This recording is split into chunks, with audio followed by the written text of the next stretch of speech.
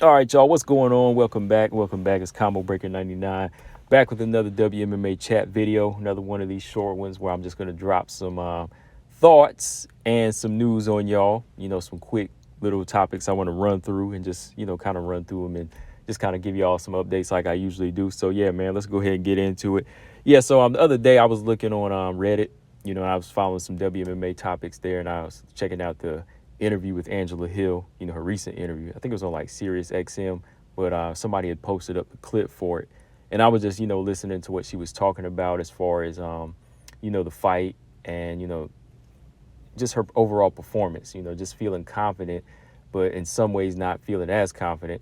And, just to look at some text, I pulled up WMMA rankings because they also, covered the recent interview. But Angela Hill just spoke on the loss. And she basically said there were little mistakes that were made on hesitations. Well, there were little mistakes that were made or hesitations. I was talking to one of my coaches yesterday, and we were all kind of surprised at where the fight went and where I was actually winning the fight. I kept trying to go back to striking where I was doing better. When I get her on the fence, get to her back, controlling her, having her hand tied behind her.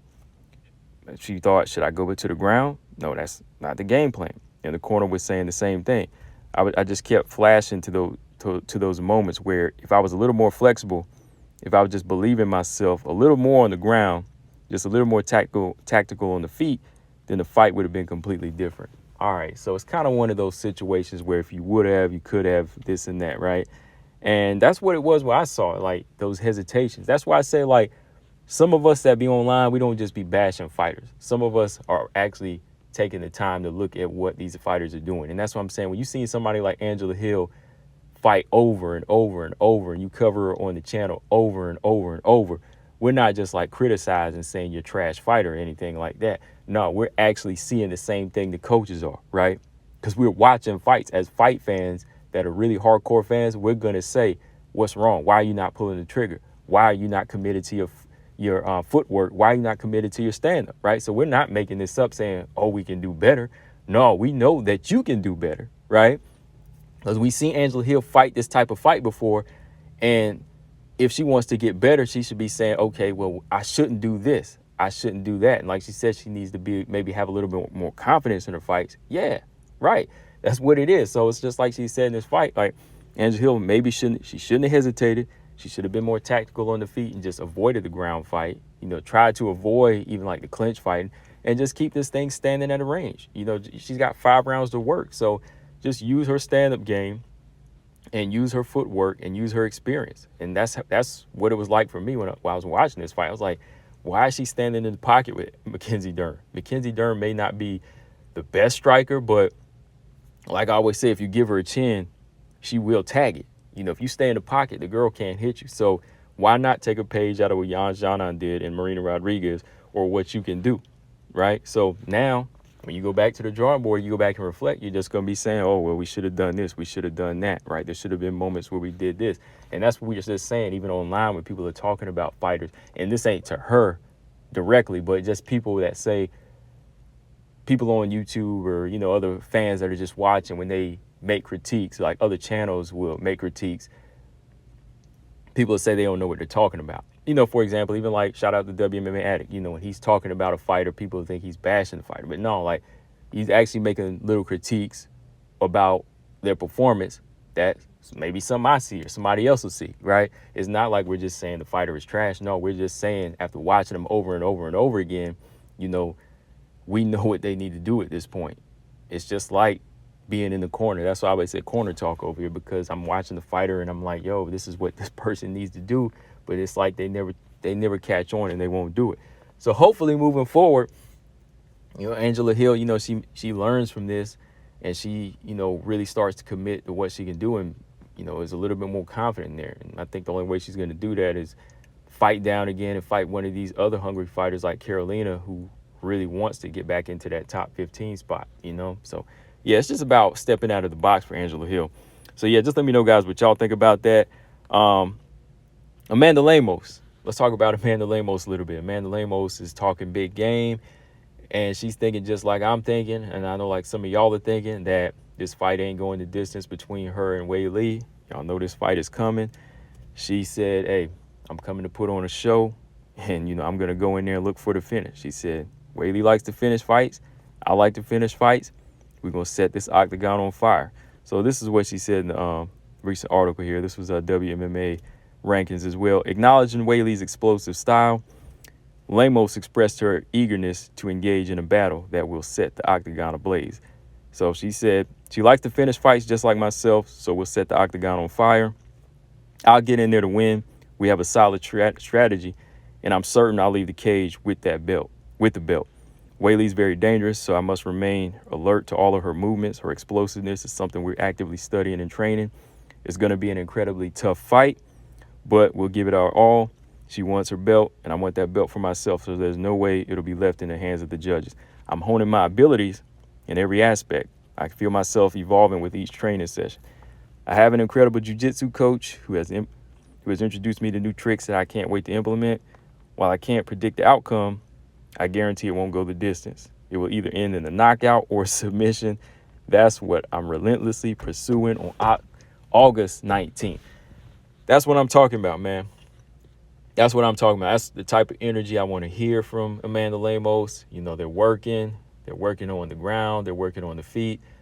Just hearing her say that she's looking for a knockout or a submission, that's just letting you know that, yeah, everything is going to be covered in this fight, and she knows the assignment. She knows what she needs to do. Same on Weili's side. Weili's an explosive fighter.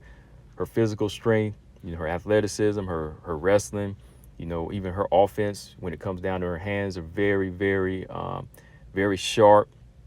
And she makes you go into defense, a lot of times. But if Amanda Lemos in this fight, like she said, can just hone her skills and hold her ground, even on the feet, she can get that respect or get the knockout.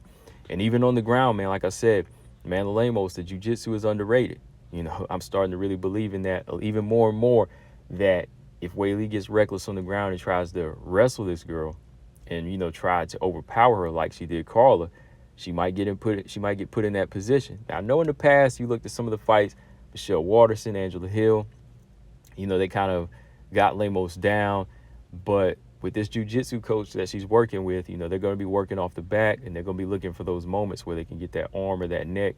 And, it's going to be up to Weili to use that hip control or, to use that ground and pound, to kind of neutralize this. But, yeah, man, I'm liking this energy. I'm loving this energy. August 19th can't get here fast enough, man.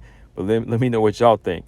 So, yeah, also, Erin Blanchfield. Erin Blanchfield has responded to Mannoah. We talked about it a little bit. She kept it short and sweet. Short and sweet. Y'all know she reached out to the UFC, said she wants a 5-round main event September 2nd, UFC Paris against Erin Blanchfield. That's the comeback fight she wants as a title eliminator. Erin Blanchfield took the IG, said, I like main events. That's all she said, okay? And that's what you want to hear, man. Like, I mean, the trash talk is good with certain fighters, yeah. But with Erin, when she says that and you know what it's directed towards, that's the type of stuff you want to hear. That's the type of response you do want to hear. You want to hear from a fighter that's a young, hungry contender like that. Like I said, fighters on this level should be responding to each other. Champions, no. There's a big difference, okay? Erin Blanchfield responding, that's what you do. Why? Because she needs to make a statement. Mannoah, if somebody calls her out, you should respond. Why? Because you're not the champion yet. You have to make a statement. Simple as that. So for Erin Blanchfield saying, I like main events, that's all that the UFC needs to hear. They need to just go ahead and put this fight on lock in September. There's enough time for, Erin to get prepared for this fight now, since her last fight out with Jessica Andrade. Mannoah's been out for a minute since the Chikagan fight. And I think that, I've been watching her training. I think she's been looking good. She's been looking sharp. So it's time. It's time to make this fight.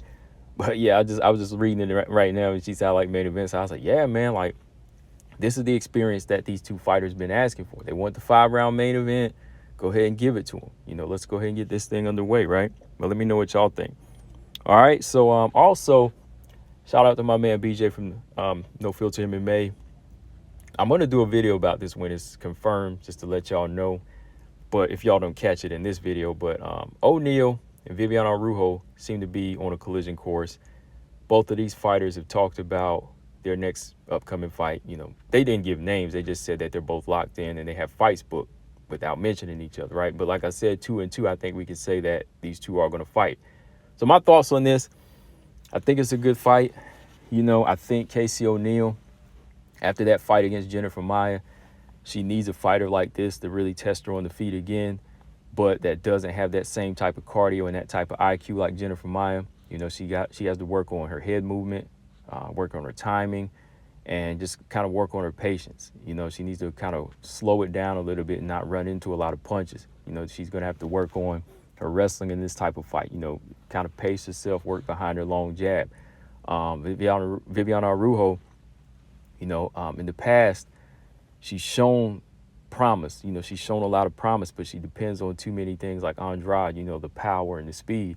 If you think about it, the power hasn't really been there, and it really hasn't been as present throughout 125. She's only knocked out Toledo Bernardo. She hasn't knocked out any of these other girls, so the power might be somewhat there, like she has pop on her shots, but I don't really think she needs to think of herself as this knockout puncher. She needs to really start going into her basic boxing like Alexa Grasso.